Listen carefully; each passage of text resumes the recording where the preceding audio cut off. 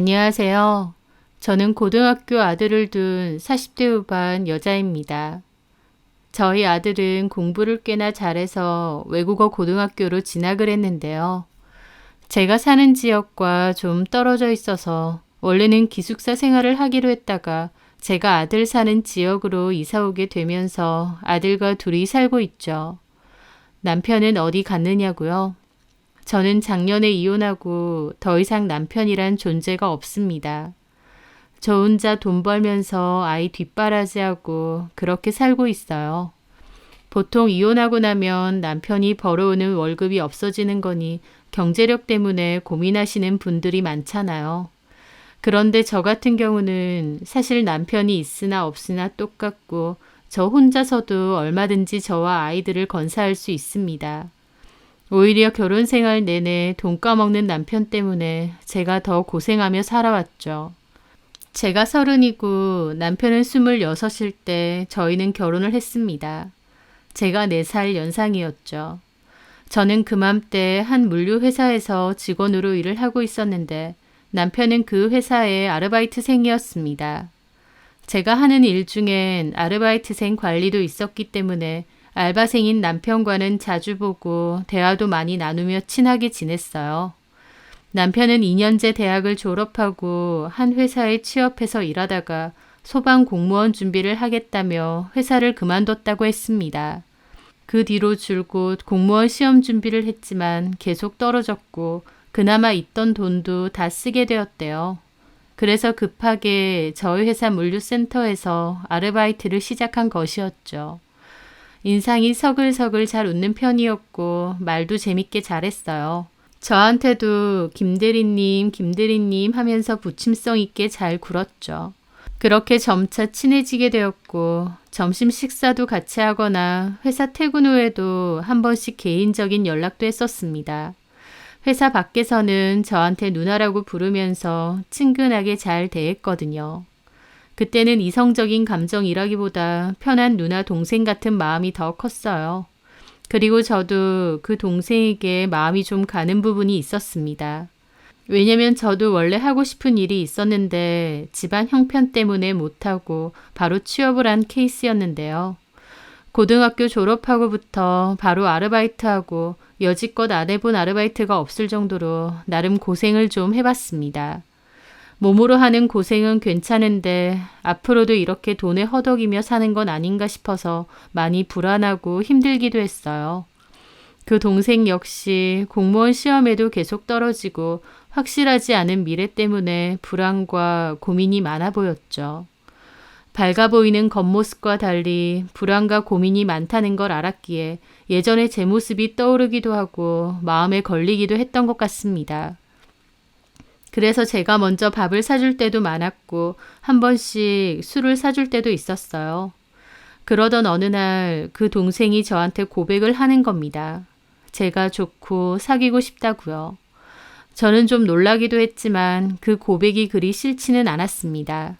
물론 동생 같은 마음으로 챙겨주고 친하게 지낸 건 맞지만 사실 남녀 사이에 아예 이성적인 감정이 없으면 그렇게 지내기 쉽지 않잖아요. 저도 어느 정도 그 동생에 대해 이성적인 호감이 있었던 것 같습니다.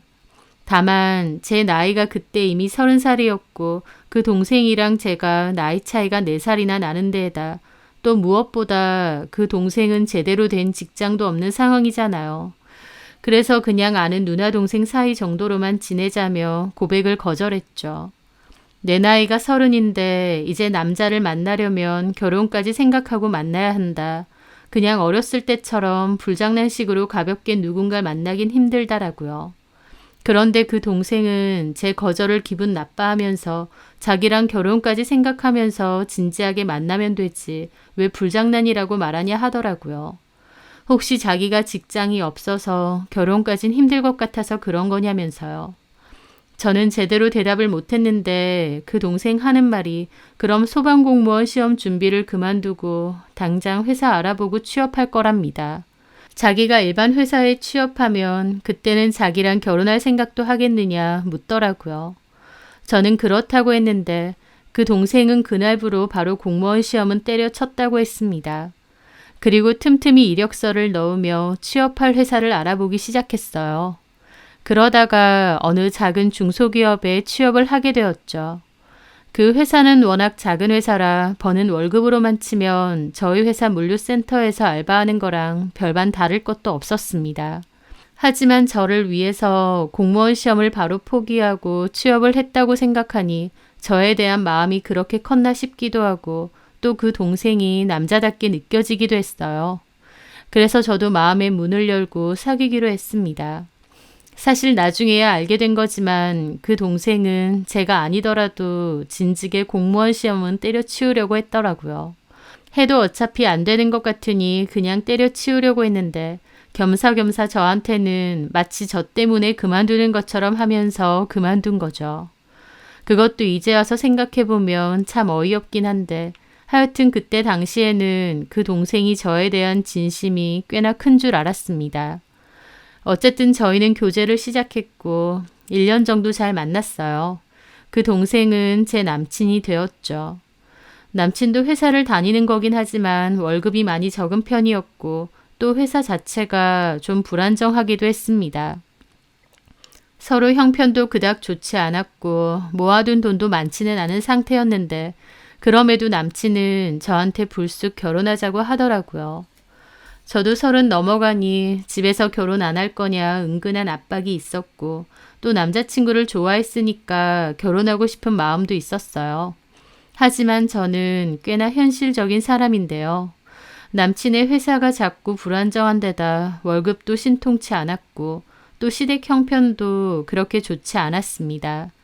남친은 홀어머니랑 둘이서 살았는데 어머님은 빌딩 청소하러 다니시고 그걸로 형편을 꾸려 나간다고 했거든요.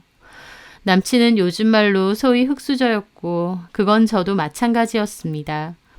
흙수저들끼리 만나봤자 결혼해서 돈 때문에 내내 고생만 하고 마음만 상하는 거 아닌가 싶기도 했어요. 흙수저인 남편과 제가 만나봤자 그 결혼 생활이 행복할까 싶었거든요. 하지만 죽을 걸 알면서도 사는 게 인생이라는 말처럼 그럼에도 남친이 좋고 결혼도 하고 싶었습니다. 남친이 워낙 긍정적이고 성격이 밝은 편인데 돈 많은 남자보다 성격 좋고 인성 좋은 남자가 더 귀하고 중요한 게 아닐까 싶기도 했고요. 그렇게 저는 고민 끝에 남친과 결혼을 하기로 했습니다. 사실 결혼에 있어 저도 고민이 많았지만 남친네 어머님도 저를 마냥 반기시고 환영하신 건 아니었어요. 제가 나이가 더 많다는 게 걸리시는 눈치였죠. 그렇다고 큰 반대까진 아니었고 그냥 제가 연상이라는 게 좀 아쉬운 듯 하신 것 같았어요. 어쨌든 저희는 결혼을 했습니다. 남편보다는 그나마 제가 더 돈이 많은 상황이었기에 제 돈 5천만 원에 추가 대출을 받아 작은 전셋집을 구했습니다. 남편은 다 모아봤자 갖고 있는 돈이 1,000만 원 정도인 상황이었는데 그건 살면서 필요할 때가 있을 테니 일단 들고 있으라고 했죠. 그래서 사실상 거의 제 돈으로 결혼을 하고 남편은 몸만 온 거나 다름없습니다.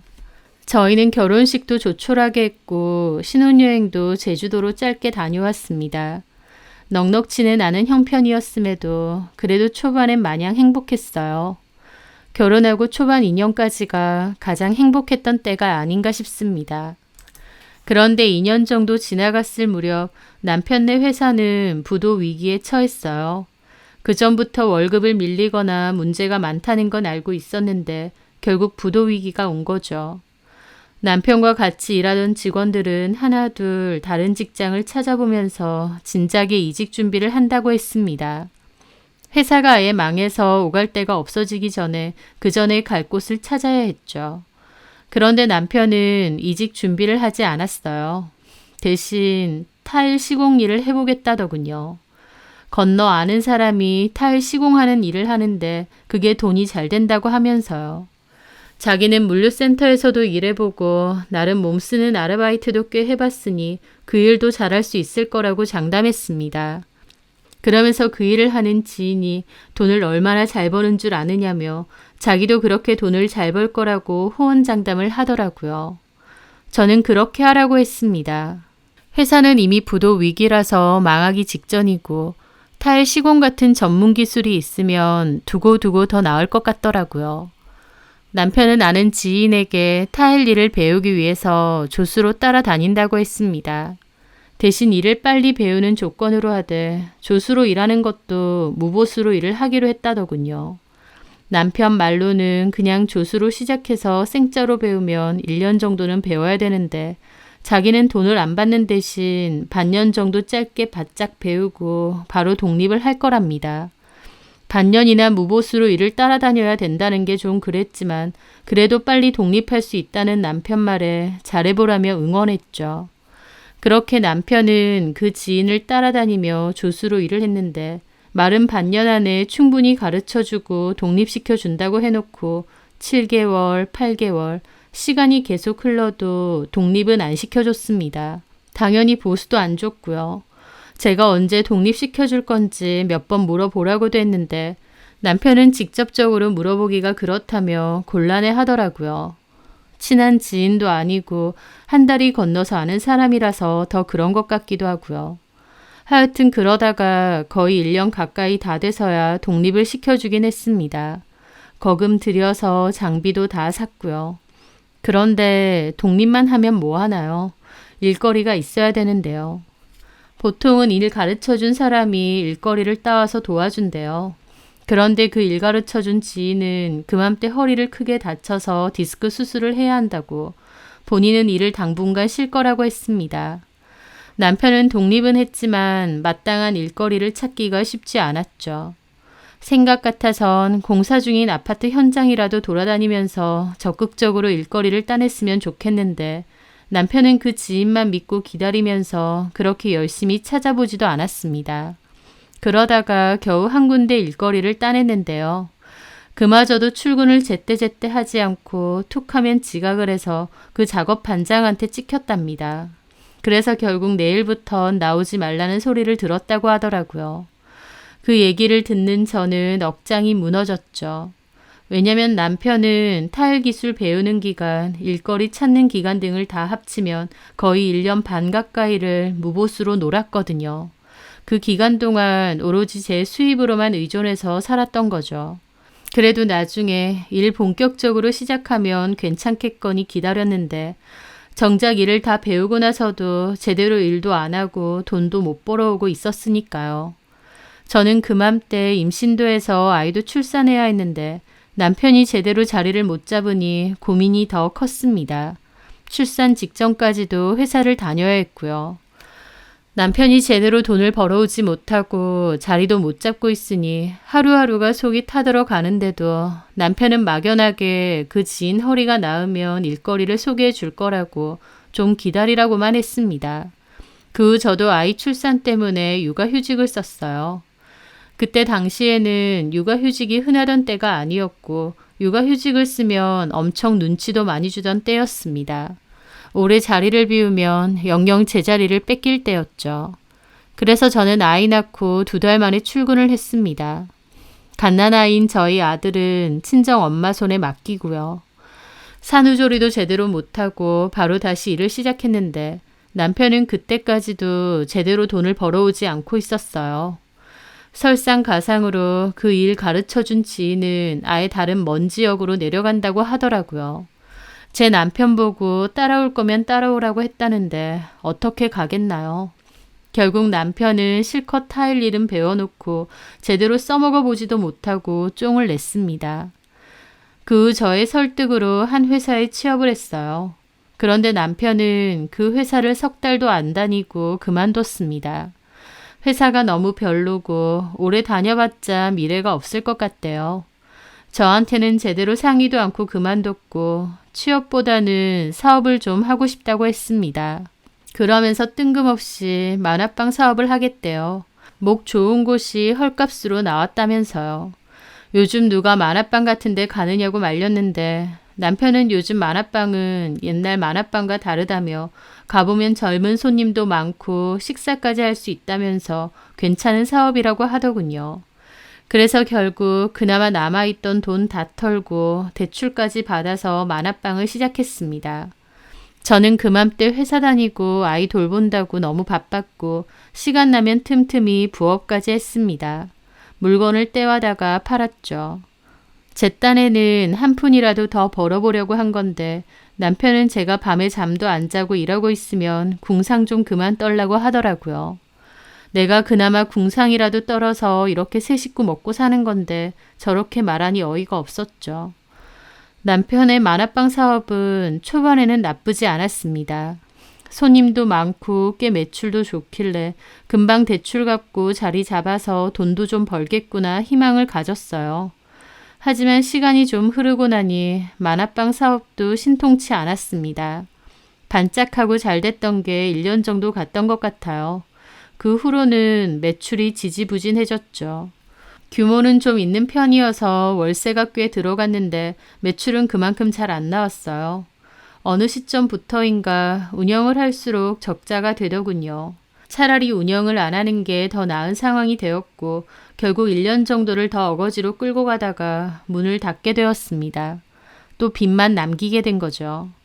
저는 그맘때 돈 때문에 너무 머리가 아프고 스트레스가 극심했어요. 남편이 그냥 평범하게 월급이라도 따박따박 벌어오면 나을 텐데 자꾸 일을 벌리고 돈은 안 되고 빚까지 생기니 너무 힘들었죠. 남편이 결혼 생활 내내 이 일 저 일 하는 동안 저는 쉬지도 못하고 내내 일을 하고 집에 오면 부업까지 해야 했습니다. 그나마 제가 꾸준하게 일이라도 했고 또 부업으로 벌어들이는 돈도 나쁘지 않았기에 저희 가족 굶어 죽지는 않은 것 같아요. 하지만 그렇다고 형편이 나아지지도 않았죠.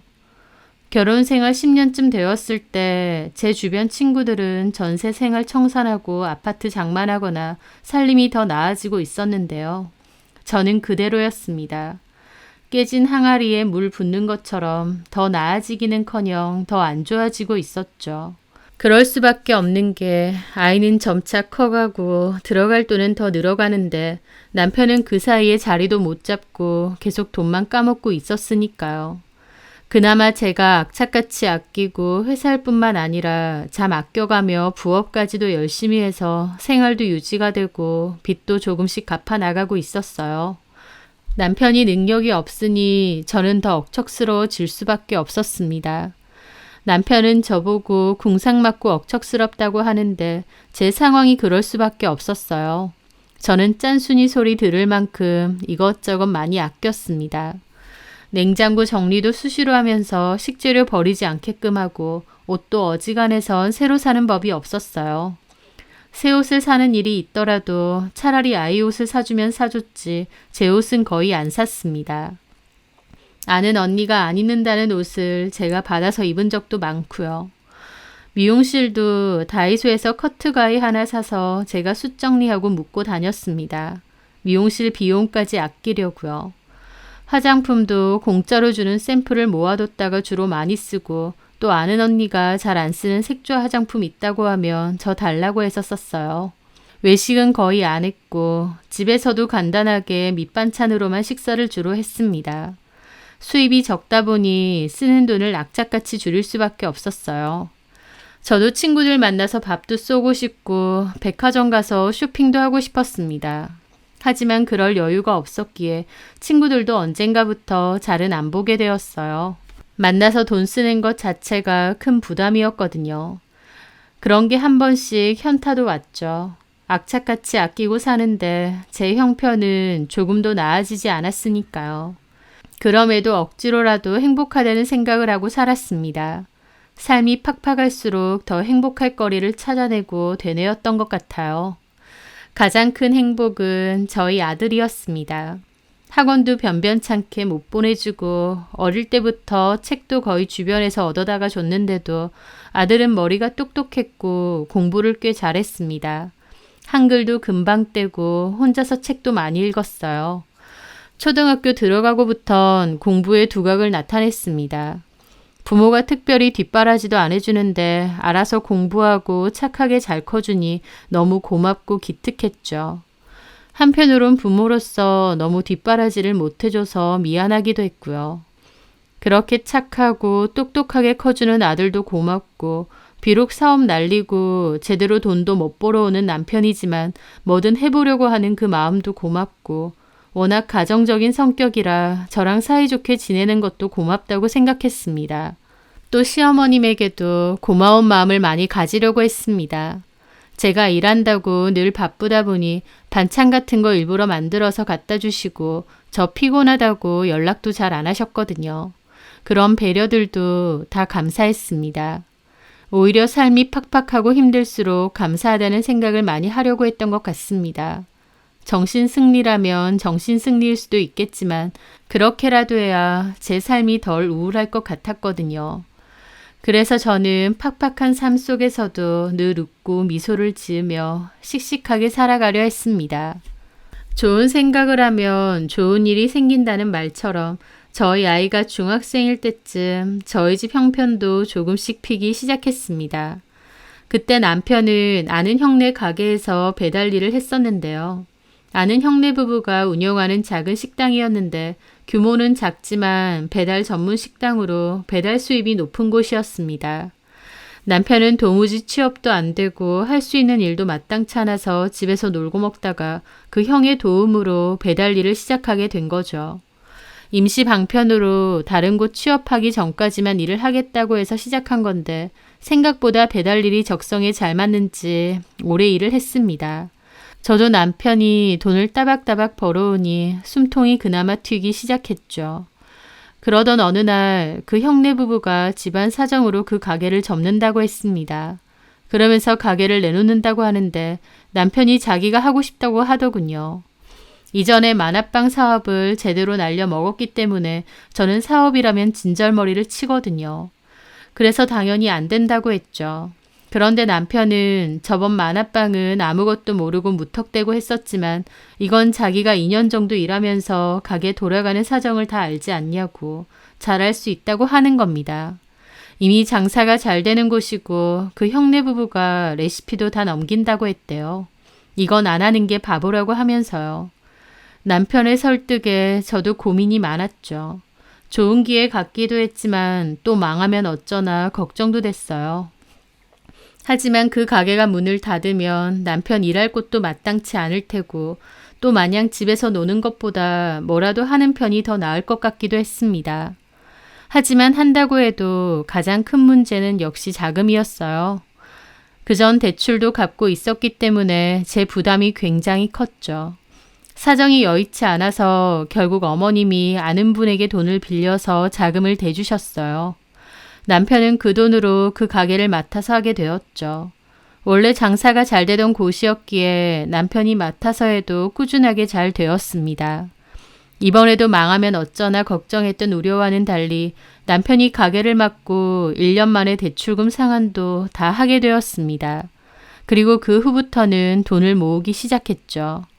그때 저는 너무 행복하고 좋았습니다. 늘 빠듯하기만 했던 저희 집에도 여유라는 것이 생기기 시작했으니까요. 게다가 저도 부업식으로 작은 쇼핑몰을 운영했는데 중간에 너무 힘들고 힘에 부쳐서 그만뒀었거든요. 그러다가 다시 시작했는데 다시 오픈한 제 쇼핑몰도 잘 되고 있었습니다.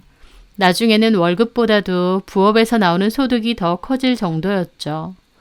남편의 가게도 잘 되고 제 부업도 잘 되고 있고 처음으로 돈 걱정 없이 살 수 있게 되니 그렇게 행복하고 좋을 수가 없더라고요. 그때 저는 오랜만에 친구들에게 연락을 했습니다. 그리고 친구들에게 밥도 샀어요. 그동안 돈이 없어서 자주 보지도 못했고 만난다고 해도 친구들이 밥을 사주는 경우가 많았는데 그게 참 미안하고 염치가 없었거든요.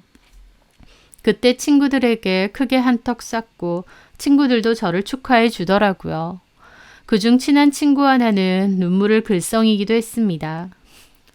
왜 울어? 내가 뭐 어디 가냐? 너 그동안 마음고생 많았잖아. 친구들 만나는 거 좋아하면서 만나지도 못하고 내내 회사 일하고 부업하고 얼마나 바쁘고 빠듯하게 살았냐? 맞아, 그랬지. 그래도 이제 남편도 자리 잡고 장사도 제법 잘 된다며. 우리 남편 이제야 밥벌이 좀 하네. 잘 됐다. 너 마음고생 많이 하는 거 우리도 가슴 아팠거든. 고마워. 나 그렇게 생각해줘서. 이제 자주 좀 보자. 돈 걱정이 많이 없어지자 제가 훨씬 밝아졌다며 친구들도 축하해주고 기뻐해주더라고요. 저도 이제 돈 때문에 속 끓이고 아등바등 궁상 떨며 사는 일은 좀 없었으면 좋겠다 싶었고 앞으로 우리 가족 행복한 일만 남았다고 생각했습니다. 그런데 왜 사람은 돈이 없다가 생기면 딴 마음이 생기는 걸까요? 그맘때 저는 회사를 그만두게 되었습니다. 저희 회사도 경영난이 심각했어서 희망퇴직을 받고 있었거든요. 저는 본격적으로 부업을 하면 되겠다 싶어서 희망퇴직으로 퇴직금에 위로금 받고 회사를 그만두었습니다. 그리고 집에서 본격적으로 쇼핑몰 일에 매진을 했었죠. 회사는 안 가지만 일은 여전히 많아서 바빴고 또 아들도 외국어 고등학교 진학 준비로 한창 바빴기 때문에 너무 정신이 없었던 때입니다. 그맘때 저는 한 통의 전화를 받게 되었어요. 그 전화는 저희 남편 가게에서 알바하던 대학생 알바생 수영 씨였습니다. 1년 정도 가게 일을 잘해주었는데 어학연수를 가야 된다고 그만뒀었거든요. 그런데 저에게 전화가 왔더라고요. 어머, 수영 씨. 안녕하세요, 사모님. 잘 지내셨어요? 그럼요. 수영 씨도 잘 지내죠? 네, 덕분에요. 저 실은 저번에 반찬 싸주신 거요. 그 통을 돌려드려야 되는데 사모님 댁 근처거든요. 아, 그래요? 시간 괜찮으시면 제가 가져다 드릴까 하고 마침 집에 있긴 한데 수고스럽지 않겠어요? 수고는요. 덕분에 반찬 매번 잘 얻어먹었고 너무 감사한데요. 수영 씨는 대학을 다니면서 혼자 자취를 한다고 했는데 매번 라면이나 삼각김밥으로 대충 때운다고 하더라고요. 그게 안쓰러워서 제가 반찬을 종종 싸서 보내줬었습니다. 남편 가게에 통을 놔두고 가도 되는데 굳이 저희 집까지 와서 통을 돌려준다고 하더라고요. 저는 집으로 오라고 했고 잠깐 기다리고 있으니 수영 씨가 올라왔습니다. 왔어요? 네, 일하고 계셨어요? 그렇죠. 그동안 반찬 챙겨주셔서 정말 감사했습니다. 덕분에 잘 챙겨 먹었어요. 아휴, 뭐 대단한 거 준 것도 아닌데. 왔는데 커피 한 잔 하고 가요. 그렇게 수영 씨는 안으로 들어왔고 저는 커피를 내리고 있었습니다. 어학연수 가는 것에 대해서 이것저것 물어봤죠. 그런데 수영 씨는 열심히 대답을 하면서도 뭔가 저에게 따로 할 말이 있는 듯해 보이더라고요. 혹시 뭐 할 얘기 있어요? 아, 실은요, 사모님. 편하게 말해요. 저 일하는 동안 사모님이 보너스나 교통비도 챙겨주시고 반찬도 잘 챙겨주시고 이래저래 도움 많이 받았잖아요. 아, 일 싹싹하게 잘해주는데 그 정도야 당연하죠. 다른 데는 그렇지 않거든요. 그래서 사모님한테 고마운 마음이 컸는데 사실 저는 가게 그만뒀고 제가 관여할 일이 아니라는 건 아는데요. 그래도 그냥 모른 척 하는 게 사모님에 대한 예의가 아닌 것 같아서요. 수영 씨는 이해할 수 없는 얘기를 늘어놓더라고요. 저는 좀 어리둥절했죠. 아, 무슨 얘기예요? 저희 가게에요. 어떤 여자분이 자꾸 오세요. 여자? 네. 무슨 여자요? 그 여자분이요. 실은 사장님한테 자기라고 부르던데. 네? 저는 그 말에 깜짝 놀라 자리에서 튀어오를 뻔했습니다. 자기라고 한다고요? 그 여자가? 네, 자주 와요, 그 여자. 사장님하고 차 타고 들어올 때도 있고, 혼자 와서 식사하고 갈 때도 있고, 근데 식사하면 계산은 안 하고 가던데. 저는 그 순간 내가 지금 뭘 듣고 있나 했죠. 수영 씨는 제 눈치를 보며 얘기하더라고요. 처음에는 그나마 제 눈치라도 보셨는데 나중엔 그런 것도 없더라고요. 저는 어처구니가 없었습니다. 수영 씨 말은 제 남편이 지금 바람을 피고 있다는 거였어요. 그것도 가게까지 대놓고 불러들인다는 거였죠. 게다가요. 네, 말해봐요. 사장님 어머니 있으시잖아요. 우리 시어머니? 네, 그분하고 같이 온 적도 있으세요. 저는 또다시 충격을 받았습니다. 남편이 바람을 핀다는 것도 충격인데 저희 시어머니까지 알고 있다는 거예요. 정말요? 네, 저도 이게 다 뭔지. 저는 큰 충격을 받아 얼굴이 새파랗게 질렸고 수영 씨는 자기가 괜한 얘기를 한 건 아니냐고 걱정하더라고요. 저는 아니라고 용기 내서 말해줘서 고맙다고 했습니다. 그렇게 수영 씨는 돌아갔고 저는 너무 큰 충격을 받고 멍하게 있었죠. 남편이 바람을 피고 있다니 상상도 못한 일이었습니다. 그것도 몰래 피는 것도 아니고 당당하게 가게까지 내연녀를 들인다니요. 게다가 시어머니까지 그 내연녀를 잘 알고 있고 같이 다닌다니 너무 충격이었습니다. 제가 아무것도 모르는 사이 제 뒤에서 무슨 일이 벌어지고 있는 건가 싶더라고요. 이런저런 생각을 하던 차에 수영 씨는 사진도 몇 장 보내줬습니다. 아까 드리려다가 깜빡하고 지금 보내드려요. 보니까 그 여자랑 남편 사진을 몰래 찍었더라고요. 어머님과 그 여자 사진도 있고요.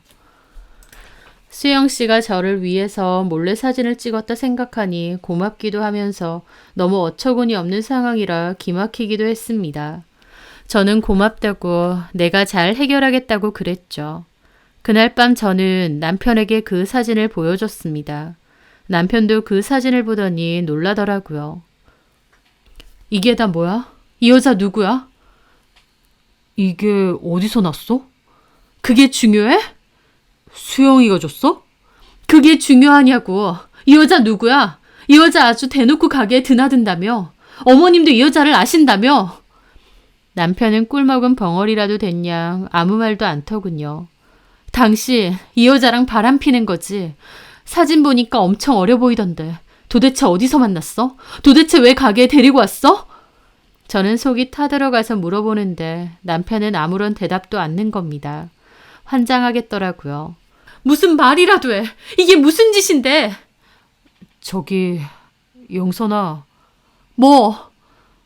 우리 그만 살자. 그 말은 날벼락처럼 느껴졌습니다. 뭐? 나 이 여자 많이 좋아해. 이 여자랑 살고 싶다. 우린 그만 살자. 제가 꿈꾸는 건가 싶더라고요. 외도를 들켜서 저한테 봐달라고 비는 게 아니라 도리어 그만 살자고 하는 겁니다. 나 그 여자 많이 좋아해. 그리고 이미 당신이 아니까 그냥 얘기할게.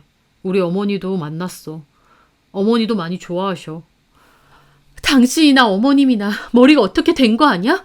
당신이 총각이야? 며느리가 두 눈 뜨고 살아있는데 어떻게 아들 상간녀가 좋다고 하실 수 있어? 엄마한테 참 잘해. 귀염성 많은 성격이고. 닥쳐. 내가 지금 네 입에서 그 여자 칭찬 듣고 싶대? 우리 서로 많이 사랑해. 나도 이제야 내 운명을 만난 것 같아. 지랄도 가지가지 한다. 운명. 그럼 너랑 18년 살아온 나는 뭐야? 우린 그냥 정으로 살았지. 저는 그 말에 너무 화가 나서 남편 싸다기를 날렸습니다. 제가 무능력하고 본인 밥벌이조차 제대로 못해서 제가 거의 먹여 살리다시피 하고 살았는데 이제 와서 먹고 살만해지니 바로 바람질이라뇨. 이 인간이 미쳐도 단단히 미쳤구나 싶었죠. 그래서 이혼해달라? 그래, 때려.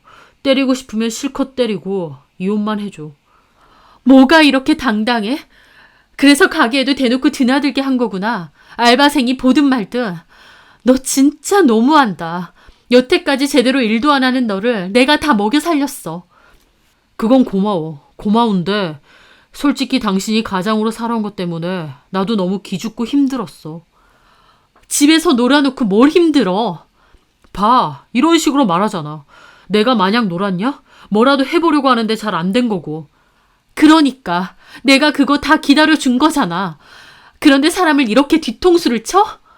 당신이 워낙 생활력 좋고 씩씩하고 어른스럽고 그 모습이 좋았었어. 나한테는 좀 부족한 모습이어서 더 좋았던 것 같아. 근데 윤지를 만나고 나니까 그건 사랑은 아니었다는 걸 이제 알았어. 윤지? 그 여자 이름이 윤지야? 그년 어디 살아? 나 가만 안 둬. 이런 게 무슨 소용이냐. 그냥 그만하자. 그녀는 생각나고 네 아들은 생각도 안 나? 우리 경준이는? 경준이도 이제 많이 컸고. 중3이 많이 컸어? 에라이 미친 인간아. 네가 그러고도 애비야? 여자한테 미쳐서. 저는 너무 화가 나서 남편의 뺨을 다시 때렸습니다. 게다가 손에 집히는 대로 집어 던졌어요. 리모컨, 각티슈, 책자. 남편은 그냥 묵묵히 맞았습니다. 그러다가 제가 집어던진 리모컨에 눈에 제대로 맞고 눈을 감싸 쥐더라고요. 아프다고요. 그 와중에 아프다고 그러고 있는 게 얼마나 꼴보기 싫던지. 저는 이혼 절대 못 해준다고 했습니다. 그 길로 시댁에 달려가서 어머님에게도 따졌어요. 어머니, 어떻게 이러실 수 있으세요? 경모 씨 바람피는 그 여자랑 따로 만나고 완전 며느리 취급하셨다면서요. 그 엄마의 그 아들 아니랄까봐 어머님도 꿀먹은 벙어리더군요. 저는 어떻게 나한테 이럴 수가 있느냐며 꺼이꺼이 울었습니다. 어머님은 저를 보며 한숨만 푹푹 쉬더라고요. 어머니, 저 어머님 며느리잖아요. 그런데 어떻게 바람핀 아들을 나무라지는 못할 망정 그 상간녀를 예뻐하실 수가 있으세요? 솔직히 나도 처음엔 경모한테 뭐라고 했다. 경주내미가 알기 전에 끝내라고도 했고. 그런데요? 경모가 하도 그래서 한번 만나봤는데 애가 참하고 착하고 퍽이나 참하고 착해서 유부남하고 놀아나요? 어쨌든 경모보다 7살이나 어리고 나한테도 얼마나 싹싹하고 예쁘게 잘하는지 나도 마음이 달라질 수밖에 없었어. 그걸 말이라고 하세요? 솔직한 말로 내가 경모라고 해도 그런 애한테 넘어간다. 너는 너무 억척스럽고 기도 너무 세고 경모가 그동안 돈 잘 못 벌어온다고 경모 무시했잖아. 제가 언제요? 아니라고 할 수 있니? 남편 기살려주지는 못할 망정 지가 나가서 돈 좀 번다고. 제가 돈 좀 번다고 그랬다고요? 어머니, 저 그이 대신해서 생활 자체를 책임지면서 살았습니다. 어머님 아들도 제가 건사하면서 산 거라고요. 그래, 너 수고한 거 누가 모르니? 아는데 남자라는 게 원래 그렇다. 와이프가 너무 기세고 남편 기죽이고 내가 잘났네 하면 그거 좋아할 남자들 없어. 저 돈 못 벌어오는 경모 씨 대신해서 죽어라 일하면서 돈 번 것밖에 없습니다. 그랬지. 그래서 우리 경모한테도 소홀하고 나한테도 신경 안 쓰고 살았잖아. 어머니, 제가 몸이 10개도 아니고. 그러니까 나도 아무 말 안 했고. 근데 윤지개가 어머님 하면서 나한테 곰살맞게 구는데 솔직히 나도 너무 예쁘고 좋더라. 나는 애초에 그런 며느리 얻고 싶었어. 제가 누구 때문에 억척스러워졌는데요. 그것도 경모 때문이라 그거니? 당연하죠. 아이고, 그래. 경모가 잘못했고 나도 잘못했다. 그러니까 그냥 경모랑 헤어져 주라고. 어머님 반응에 저도 기가 턱 막혔습니다. 제가 모르는 사이 어머님도 남편도 이미 그 여자랑 새 가정 꾸릴 생각이었더라고요. 저는 완벽하게 배신 때리고요. 수영 씨가 말해주지 않았으면 저는 아무것도 모른 채로 지금의 행복에 그저 감사하고 있었을 테죠. 사실은 남편이고 어머님이 둘 다 짜고 저 치워버릴 생각만 하고 있었는데요. 저는 절대 이혼은 없다고 그 여자 신상 알아내서 상간소송 진행할 거라고 했습니다. 어머님은 저에게 지독하다고 하더라고요. 진짜 지독한 게 누구인데요. 이제 그나마 먹고 살만해지니까 바로 뒤통수부터 때리는 어머님과 남편이야말로 진짜 지독한 거 아닌가요? 저는 배신감에 눈물을 흘리며 그곳을 벗어났습니다. 그 길로 저는 친구를 찾아가서 오열하며 있었던 얘기를 다 했어요. 친구도 제 얘기를 듣고 경악을 금치 못하더라고요. 이제 경제적으로 여유가 조금 생겨서 숨통 트여 보인다고 그랬는데 니네 남편은 어떻게 이런 배신을 때리냐고요. 친구도 저만큼이나 열불 터져하고 자기도 무슨 방법을 찾아보겠다고 했습니다. 저는 친구 앞에서 온몸에 수분이 다 마를 정도로 울었던 것 같아요. 그 남편과 시모는 계속 이혼 요구를 했고 저는 이혼은 절대 안 해줄 거고 대신 상간소송은 할 거라고 했습니다. 서로 핏대 세워가며 싸우는 과정에서 저희 아들까지도 다 알게 되었죠. 아들은 외고 합격해서 기숙사 들어가기로 되어 있었는데 그 사실을 알고 꽤나 충격을 받았는지 하루라도 빨리 집을 나가고 싶어 할 지경이었습니다. 저는 아들에게도 너무 미안하고 이렇게 된 상황이 기가 막힐 뿐이었습니다. 그러던 와중 친구가 연락이 왔어요. 자기가 수소문 끝에 믿을 만한 심부름 세터를 알아냈다고요. 사실 제가 상간소송을 하고 싶어도 확실한 증거가 없었거든요. 끼케야 수영 씨가 보내준 사진 정도인데 그 사진으로는 외도 사실을 입증하기가 힘들다고 하더군요. 그리고 그 여자에 대해서도 간단한 정보를 알아야 소송을 하든 뭐라든 하는데 제가 갖고 있는 정보라고는 이름하고 얼굴 사진밖에 없었습니다. 그래서 친구가 소개해주는 그 심부름 센터에 의뢰를 하게 되었어요. 뒷조사를 맡겨놓고서도 집에서는 남편과 피 터지게 싸웠습니다. 이혼한다고 해도 저는 너무 손해였죠. 왜냐면 집도 애초에 제 재산에 제 명의였고 대출금도 제가 거의 많이 갚았거든요. 남편 가게는 또 어머님 명의여서 제가 주장할 수 있는 게 없었고요. 그렇다 보니 이혼한다고 해도 위자료 말고는 남편한테 더 받아낼 것도 없는 겁니다. 게다가 집도 여차하면 재산 분할 해줘야 될지도 몰라서 오히려 제가 곤란한 상황이었던 겁니다. 저는 역으로 남편이 결혼 생활 동안 수입도 많지 않고 가사일에도 참여를 많이 하지 않아서 재산의 기여도가 낮다는 걸 증명해야 했습니다. 이러나 저러나 이혼이라는 것 자체가 저한테는 힘들고 불리한 거였죠. 그래서 저는 일단 상간소송이라도 걸기 위해서 그 여자에 대한 정보가 필요했습니다. 남편은 이혼해달라고 요구하다가 나중에는 집을 나가기까지 했어요. 그 여자네 집에 가나 했는데 어머님 댁으로 들어간 모양이었습니다. 하여튼 너무 스트레스를 많이 받아서 살이 쭉쭉 빠지고 밤에 잠을 잘 못 자서 온몸에 두드러기가 올라올 정도로 면역력까지 떨어진 상태였습니다. 그러던 와중 저는 흥신소로부터 연락을 받았습니다. 그 여자에 대한 정보를 알아냈으니 보자고요. 그렇게 저는 긴장된 기분으로 흥신소 직원을 밖에서 만나게 되었습니다. 그런데 흥신소 직원은 그 상간녀 손윤지에 대한 정보를 저에게 주면서 뜻밖의 충격적인 사실 하나도 알려주더라고요. 그 얘기를 전해 듣는데 도무지 믿을 수가 없을 지경이었습니다. 그 흥신소 직원도 황당해하며 얘기를 해주었거든요. 그리고 저는 아이러니하게도 그 직원이 들려주는 얘기를 듣고 나서 이혼을 결심했습니다. 그래, 원하는 대로 이혼해주마. 어디 그토록 원하는 순종족이고 어린 와이프 얻어서 새 출발해봐라 싶더라고요. 저는 그 여자에 대한 정보를 다 알아낸 뒤 남편에게 연락했습니다. 이혼해 주겠다고요. 남편도 제가 갑자기 마음을 바꿔서 이혼해 준다고 하니 놀라더라고요. 그리고선 이혼 얘기를 하기 위해 집에 기어 들어오는 겁니다. 이혼해 준다고 하니 그제야 집에 들어오네? 어떻게 갑자기 마음을 바꾼 거야? 나도 너 하는 짓이 너무 더럽고 치사해서 생각 같아선 네가 원하는 대로 안 해주고 싶은데 너 같은 인간이랑 계속 부부인 상태인 것도 너무 악몽 같더라고. 남편은 제 말에 아무 말도 하지 않더라고요. 저는 이 집은 내 거고 네가 주장할 지분은 전혀 없다고 했습니다. 그리고 상간소송 진행할 건데 나도 소송하고 이래저래 성가시니까 위자료 명목으로 그년하고 당신하고 돈 합쳐서 1억 내놓으라고 했습니다. 남편은 자기가 1억이 어딨냐고 펄쩍 뛰었는데 내가 결혼 생활하면서 먹여 살린 것만 해도 얼만데 이런 식으로 나오냐. 그냥 이혼이고 뭐고 소송할 거라고 했죠. 그랬더니 남편도 이래저래 생각하더니 제가 원하는 대로 해주겠답니다. 남편은 제가 확실한 증거가 있는 줄 알았기 때문에 상간소송 당하고 이혼도 안 하는 것보다 차라리 이혼해 준다고 할 때 해주고 소송도 피하는 게 나을 것 같다고 생각한 모양이었죠. 그렇게 남편은 가게 담보 대출을 받아 저에게 1억을 주었고 저는 이혼 서류에 도장 찍었습니다.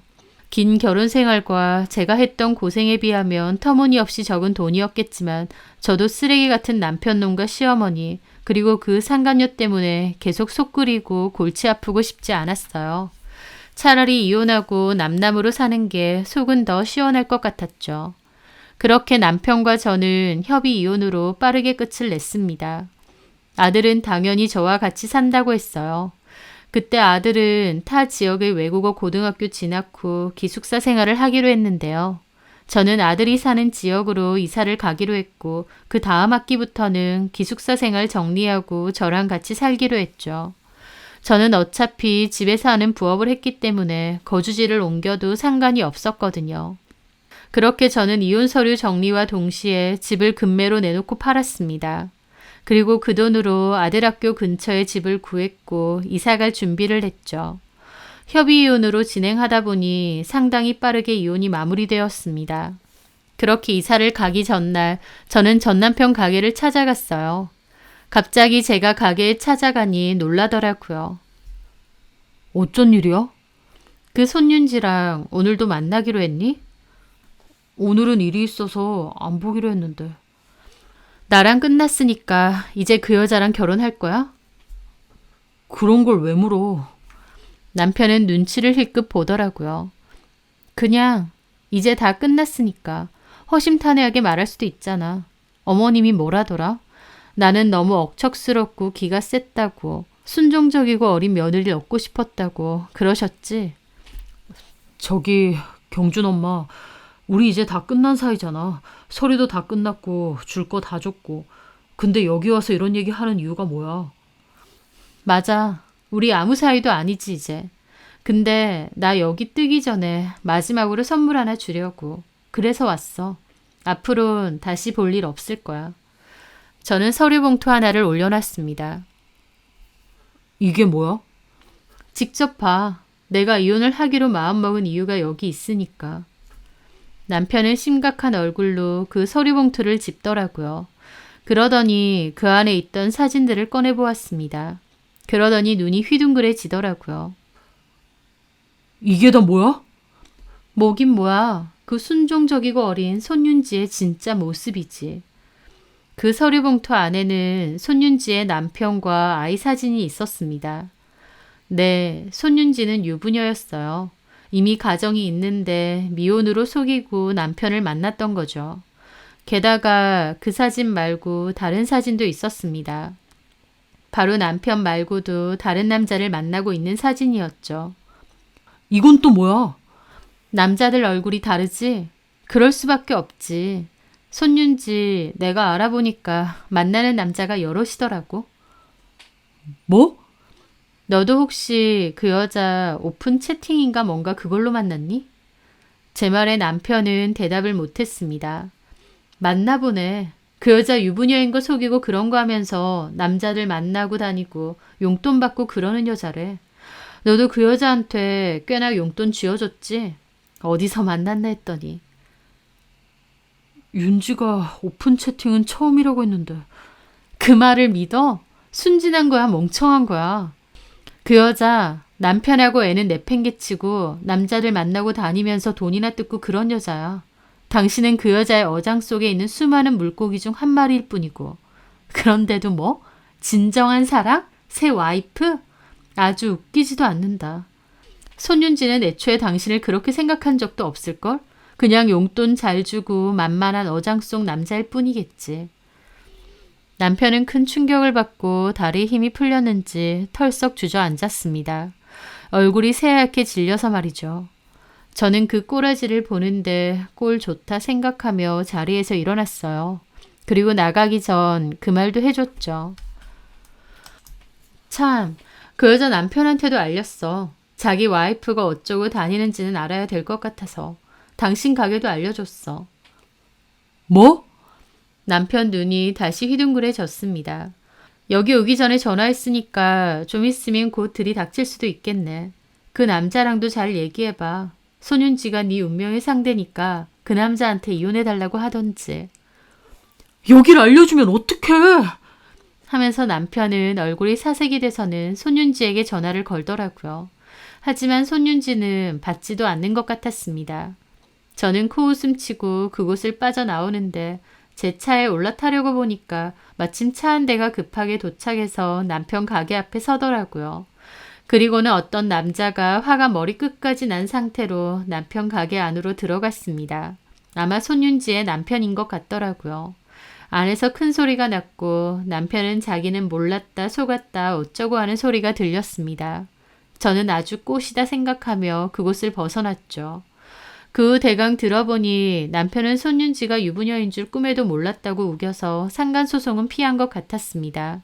하지만 손윤지에게 제대로 뒤통수 맞은 것을 알고 어머님까지도 뒷목 잡고 쓰러졌대요. 마음에 드는 며느리 맞이할 생각으로 아들 부랴부랴 이혼시켰는데 사실은 사기당한 거나 다름없으니까요. 손윤지 그 여자도 도대체 무슨 정신상태로 그러고 다녔나 들킬 건 생각도 안 했나 싶어서 놀랍더라고요. 저는 아들 고등학교 인근으로 이사와서 집에서 일하면서 그렇게 지내고 있습니다. 어머님은 뒤늦게 저한테 전화와서 미안하네, 그년한테 속았네, 경준이는 잘 지내는지 어쩐지 하시는 겁니다. 게다가 남편도 자기가 어리석었고 미안하다고 가족의 소중함을 몰랐고 어쩌고 저쩌고 자꾸 연락을 하더라고요. 저는 대꾸조차 하기도 싫어서 모조리 씹었습니다. 저희 아들도 아빠도 할머니도 안 보고 싶다고 했고요. 은혜를 원수로 갚는다고 돈 못 벌어오는 본인 대신 죽어라 일하면서 살아온 와이프는 저버리고 새 와이프 얻고 싶다던 전 남편. 사랑은 희미해져도 인간이라면 최소한의 의리는 있어야 되는데 그것조차도 없는 인간이구나 싶습니다. 인간 같지도 않은 전 남편은 먹여 살리느라 그동안 애써온 게 억울하기도 하지만 또 한편으론 그래도 사랑하는 저희 아들이 있기에 지난 결혼 생활이 마냥 헛된 것 같지는 않아요. 돈 때문에 꽤나 허덕이며 아끼고 살았는데 이런 일을 겪어보니 그렇게 아등바등 살았던 것이 너무 허망하고 서글프더라고요. 그래서 이제라도 저를 위해 쓸 건 쓰고 누릴 건 누리면서 살려고 합니다. 그렇게 해야 나중에라도 후회가 없을 것 같더라고요. 참 기막힌 배신도 당하고 어이없는 일도 당했지만 그럼에도 제가 원하는 대로 일이 잘 풀렸고 어머님과 전 남편도 쓰디쓴 배신감을 제대로 느껴봤으니 이만하면 됐다 싶어요. 무엇보다 사랑하는 아들이 제 곁에 남았으니 감사한 마음을 가지고 앞으로 씩씩하게 지내려고 합니다. 제 사연 들어주셔서 감사합니다.